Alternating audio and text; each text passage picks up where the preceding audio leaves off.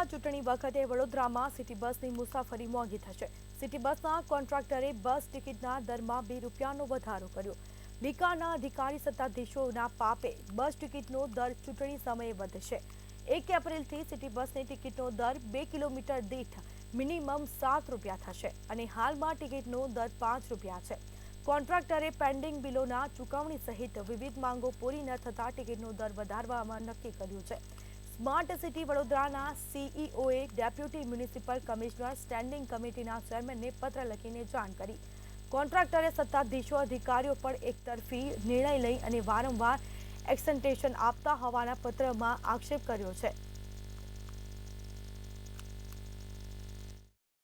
Smart સિટીનો અંધેર વહીવટ, એક બાજુ લોકસભાની ચૂંટણી છે અને સંસ્કારી નગરજનોને બસના ભાડાનો માર ઝીલવો પડશે। એટલે કહી શકાય કે વડોદરા શહેરમાં સિટી બસ સેવા ચાલે છે। વિનય લોજિસ્ટિક દ્વારા બસ સેવા ચલાવવામાં આવે છે અને લોકસભાની ચૂંટણી છે ત્યારે જ 1 એપ્રિલથી બસ ભાડામાં વધારો થશે।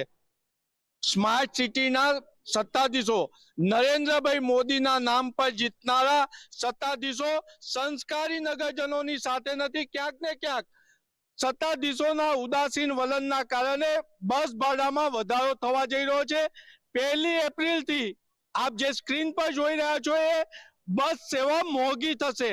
આપણી સાથે સામાજિક કાર્યકર છે અતુલ ગામેચી, એમને પૂછીશું શું કે છો સત્તાધીશોના પાપે બસ સેવા મોંઘી થશે?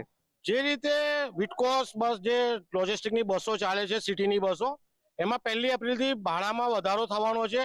એટલે ₹5 મિનિમમ ભાડું એના ₹7 થવાના છે। પછી દર કિલોમીટર 2 કિલોમીટર રૂપિયો વધવાનો છે।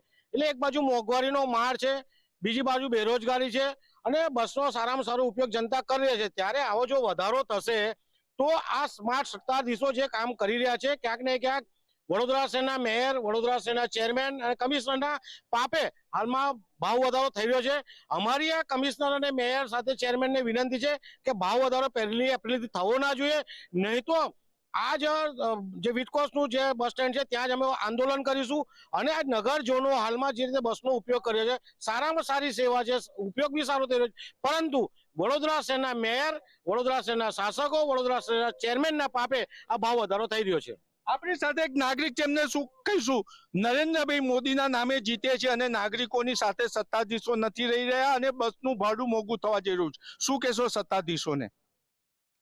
આ તો બધું એક સ્ટન્ટ છે। આ લોકોને આ સ્ટન્ટ છે અને પ્રજાને મારી નાખવાનું કાવતરું છે। વિકાસના નામે વિનાશ ચાલી રહ્યો છે, વિકાસ નહીં વિનાશ। હવે આ પરિવર્તન થવું જોઈએ।